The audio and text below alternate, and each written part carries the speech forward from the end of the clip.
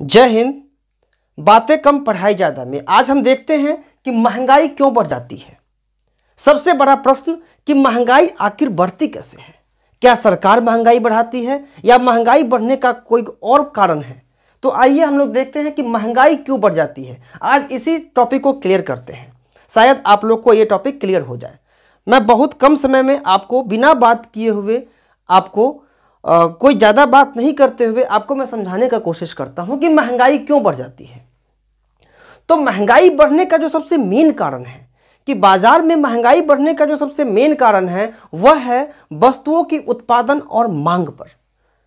वस्तुओं का उत्पादन अगर कम होगा और मांग ज़्यादा होगी तो स्वाभाविक सी बात है महंगाई बढ़ेगी, और वस्तुओं का उत्पादन अगर ज़्यादा है और मांग कम होगी तो स्वाभाविक सी बात है कि महंगाई घटेगी। तो सबसे मेन कारण क्या है महंगाई बढ़ने का? वस्तुओं का उत्पादन और वस्तुओं की मांग, यानी कि हमारे आपके द्वारा जो उत्पादित की हुई वस्तुओं की जो मांग होती है, हमारे आपके द्वारा जो मांग की जाती है, खरीदने का जो रेशियो होता है वह अगर बढ़ जाएगा तो स्वाभाविक सी बात है कि महंगाई बढ़ जाएगी। तो अब इसमें क्या होती है कि मांग जब बढ़ जाती है तो आपका महंगाई बढ़ जाती है। तो इसको कंट्रोल करने के लिए कुछ ना कुछ ऑप्शंस तो अवेलेबल है। तो इसको कंट्रोल करने के लिए जो ऑप्शन अवेलेबल है, जो चाबी है, वो किसी गवर्नमेंट के पास नहीं है, ना किसी आम आदमी के पास है। वो जो चाबी है वो एक आरबीआई के पास है। अब आरबीआई क्या करती है? आरबीआई सभी बैंकों को रेगुलेट करती है। मान लीजिए एसबीआई बैंक हो गया, एचडीएफसी बैंक हो गया या अन्य कोई भी बैंक हो गया, सभी बैंकों को क्या करती है? आरबीआई रेगुलेट करती है। अब भैया पैसों का आदान प्रदान मार्केट में बैंकों के माध्यम से होती है, और उसी सभी बैंकों का, कॉमर्शियल बैंकों का जो बैंक है वो क्या है? रिजर्व बैंक ऑफ इंडिया है। आरबीआई का फुल फॉर्म होता है रिजर्व बैंक ऑफ इंडिया।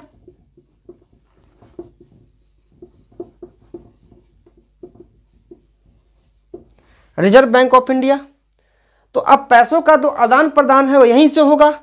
तो फिर पैसों का आदान प्रदान होगा तभी तो अब जो हमें वस्तु उत्पादन होता है या वस्तु का जो मांग है वो कैसे होगा?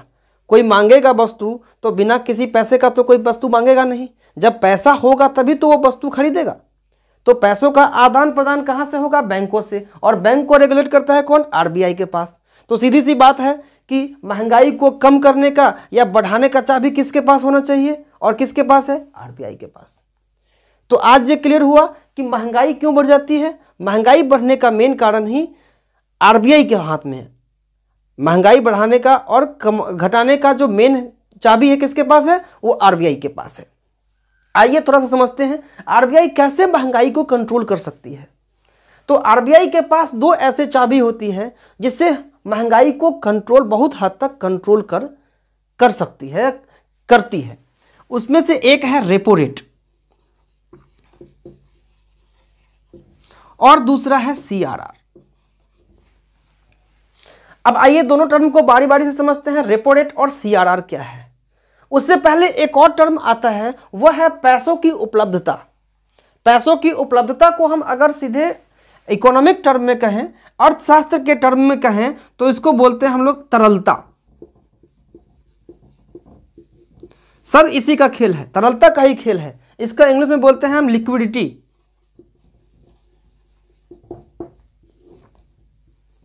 अब पैसा मौजूद रहेगा तभी तो हम किसी वस्तु को खरीद पाएंगे, और जब ज्यादा खरीदेंगे तभी तो महंगाई बढ़ेगी। तो लिक्विडिटी बहुत बड़ी चीज है, तरलता। अब एक टर्म क्या आ गया? तरलता। अब अर्थशास्त्र के भाषा में हम महंगाई को भी एक शब्द बोलते हैं, वह है मुद्रास्फीति। मुद्रास्फीति, इसको इंग्लिश में अगर बोलेंगे तो हम बोलते हैं इन्फ्लेशन। अब देखिए एक महंगाई टर्म से कितनी चीजें निकल के आई। महंगाई को हम अर्थशास्त्र के भाषा में इन्फ्लेशन या मुद्रास्फीति बोलते हैं। अब पैसों की उपलब्धता तरलता कहलाती है, लिक्विडिटी। जितना ज़्यादा पैसा हमारे पास होगा उतना ज़्यादा हम खरीदारी करेंगे, तो स्वाभाविक सी बात है अगर मांग बढ़ जाएगी तो महंगाई बढ़ जाएगी। अब महंगाई को कम करने का या कंट्रोल करने का जो चाबी है वो किसी गवर्नमेंट के पास नहीं होती, वो आरबीआई के पास होती है, क्योंकि पैसे का आदान प्रदान किसी भी बैंकों के माध्यम से होती है और सभी बैंकों का राजा कौन है? आरबीआई। दो माध्यम से करती है, किसके माध्यम से? रेपो रेट और सीआरआर। आइए दोनों टर्म को हम बारी बारी से समझते हैं। रेपो रेट क्या होता है? रेपो रेट वह दर है, रेपो रेट एक वह दर है जो किसी भी बैंकों के द्वारा आरबीआई से लिए गए लोन पर जो इंटरेस्ट लगता है, जो इंटरेस्ट लगता है, वह इंटरेस्ट क्या है? रेपो रेट कहलाता है। यानी कि आरबीआई जो किसी भी बैंकों को पैसा बांटने के लिए, किसी भी माध्यम से, लोन के माध्यम से या किसी माध्यम से पैसा बांटने के लिए, जो एचडीएफसी हो, एसबीआई हो या कोई भी बैंक हो, किसी भी बैंकों को जब लोन देता है, किसी भी बैंकों को जब लोन देता है, वो भी गारंटीकृत लोन देता है, एक सरकारी गारंटी के रूप में इसे एक लोन देता है, और उसी लोन पर जो इंटरेस्ट रेट आरबीआई लेती है वह रेपो रेट कहलाती है। अब सीधी सी बात है, रेपो रेट तो समझ गए आप, लेकिन रेपो रेट के माध्यम से हमारा महंगाई पर क्या असर पड़ेगा? तो रेपो रेट का बहुत बड़ा फैक्टर है और फिर सीआरआर का भी फैक्टर है। तो सबसे पहले रेपो रेट देखते हैं। रेपो रेट, अब मान लीजिए कि रेपो रेट बढ़ा दिया। अब आरबीआई ने क्या किया कि भाई लोन देने का जो प्रक्रिया है, वो लोन देने की प्रक्रिया को लोन देने की प्रक्रिया को कहता है कि भाई कम करो, तो बैंक नहीं मानेगा, क्योंकि बैंक का अपना कुछ रूल्स एंड रेगुलेशन है। तो क्या करता है कि तुम नहीं मानोगे तो मैं एक काम करूंगा, मैं रेपो रेट बढ़ा दूंगा। अब जैसे ही आरबीआई ने रेपो रेट को इंक्रीज कर दिया, रेपो रेट को जैसे ही आरबीआई ने इंक्रीज कर दिया, तो क्या हो गया? बैंक भाई अब क्या करेगा? बैंक जो कस्टमर को जो लोन बांट रही थी, अब वो लोन क्या करेगी? उस पर भी इंटरेस्ट बढ़ा देगी। तो अब कस्टमर क्या करेगा? जब रेपो रेट आरबीआई बढ़ा दिया, आरबीआई जब रेपो रेट को बढ़ा दिया, आरबीआई रेपो रेट को बढ़ा दिया, तो क्या करेगा? बैंक भी कस्टमर को हाई इंटरेस्ट पर लोन देगा, हाई इंटरेस्ट पर लोन देगा। जब हाई इंटरेस्ट पर बैंक कस्टमर को लोन देगा, तो कस्टमर क्या करेगा? भाई लोन या तो लेगा तो बहुत ही ज़रूरत के हिसाब से लेगा, भाई बहुत ज़रूरी है तभी लेंगे, नहीं तो नहीं लेंगे, बहुत ज़्यादा रेट ऑफ इंटरेस्ट है। तो या तो लेगा तो बहुत कम लेगा, और या तो नहीं लेगा। तो जब नहीं लेगा तो क्या होगा? कस्टमर के पास पैसा की कमी होगी। जब पैसे की कमी होगी तो क्या होगा? जो उत्पाद है, जो वस्तुओं की उत्पादन है, उसकी मांग घट जाएगी, और जब मांग घट जाएगी, तो मैं पहले ही कह चुका हूं, जब मांग घटेगी तो क्या होगा? महंगाई घटेगी। तो जैसे ही रेपो रेट बढ़ाएगा, अब सीधी सी बात है कि रेपो रेट बढ़ा तो इन्फ्लेशन क्या हुआ? महंगाई क्या हुआ? घटा।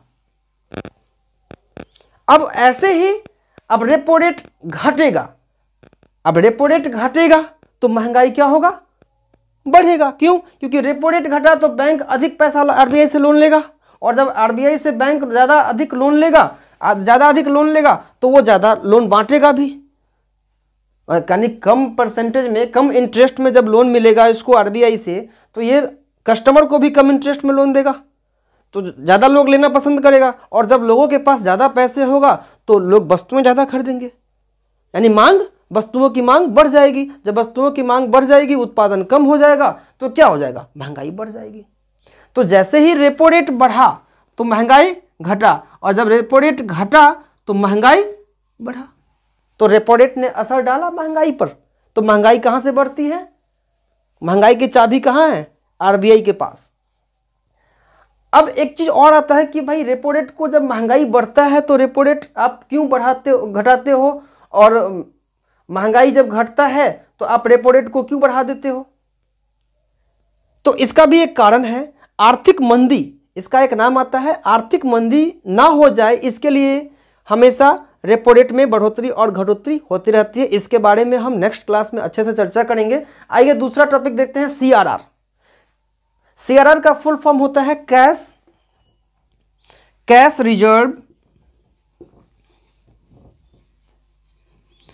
रिजर्व रेशियो,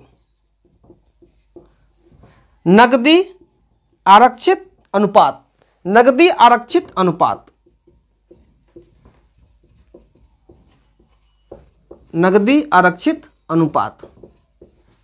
अब जैसे रेपो रेट को आपने देखा कि रेपो रेट महंगाई बढ़ने और घटने में जैसे अहम रोल निभाती है, वैसे ही थोड़ा बहुत रोल CRR का भी होता है, यानी कैश रिजर्व रेशियो का भी होता है। अब कैश रिजर्व रेशियो का मतलब ये है कि RBI कहती है कि भैया तुम्हारे पास जितना पैसा जमा होगा किसी भी कॉमर्शियल बैंक का जितना पैसा तुम्हारे पास जमा होगा उसका एक निश्चित परसेंट जो CRR जो तय होता है, जो RBI के द्वारा जो निश्चित की जाती है CRR परसेंटेज, उतना परसेंटेज पैसा आप बैंक में ही RBI के खाते में जमा रखेंगे, अपने बैंक में RBI के करेंट अकाउंट में आप जमा रखेंगे। उस पैसे को आप यूज नहीं कर सकते हैं, ना किसी को दे सकते हैं, ना खुद यूज कर सकते हैं। वो पैसा वहीं एक रिजर्व रहेगा। क्यों? क्योंकि ताकि फ्यूचर में कोई भी आपात स्थिति आती है तो उस पैसे का यूज RBI के माध्यम से की जाती है। तो CRR भी क्या करता है, अब मान लीजिए कि 100% बैंक के पास आता है, जमा होता है पैसा। अब उसमें से मान लीजिए कि अभी का जो CRR रेट है वो 4% का है, ये घटता बढ़ता रहता है, अभी का जो रेट है, करंट रेट है, वो 4% का है। अब 4% पैसा भाई RBI के खाते में जमा कर दो। अब उस पैसे का ना RBI आपको इंटरेस्ट देगी, बैंक को ना इंटरेस्ट देगी और ना ही उसको खर्च करने देगी। तो ये बैंक के पास एक बर्डन हो जाता है, बैंक के पास क्या हो जाती है, एक बर्डन हो जाती है। तो जितना ज़्यादा CRR रहेगा, यानी ज़्यादा अगर CRR रेट रहेगा तो क्या होगा, ज़्यादा पैसा बैंक को जमा करना पड़ेगा, यानी कि उतना खर्च करने के लिए उसको कम हो गया। तो क्या करेगी, उतना कम खर्च करने के लिए उतना कम हो गया, तो बैंक को ज़्यादा बेनिफिट लेने के लिए वो क्या करेगी, उतना ही पैसे को लोन बांटने के लिए रेट ऑफ इंटरेस्ट बढ़ा देगी। और अगर कम CRR रहेगा तो ज़्यादा पैसा बांटने के लिए उसके पास मिलेगा, तो उसके पास क्या होगा कि ज़्यादा पैसा बांट पाएगी। तो CRR और रेपो रेट दोनों ही ऐसा टर्म है जो महंगाई को घटाने और बढ़ाने में RBI के द्वारा यूज किया जाने वाला एक कुंजी है। इसके अलावा बहुत सारे बैंकिंग टर्म्स हैं इकोनॉमिक्स के अनुसार, जिसमें आपका SLR आता है, MSF आता है, आपका रिवर्स रेपो रेट आता है, बैंक रेट आता है। इन सब की डिस्कस हम लोग नेक्स्ट क्लास में करेंगे। तो मुझे उम्मीद है कि आप लोगों को समझ में आ गया होगा कि महंगाई क्यों बढ़ती है। महंगाई बढ़ाने में किसी सरकार या किसी का कोई हाथ नहीं होता है। महंगाई बढ़ाना हमारी अर्थव्यवस्था के अनुसार वो बढ़ती और घटाई जाती है, जिसमें क्या होता है, RBI का अहम रोल होता है। धन्यवाद।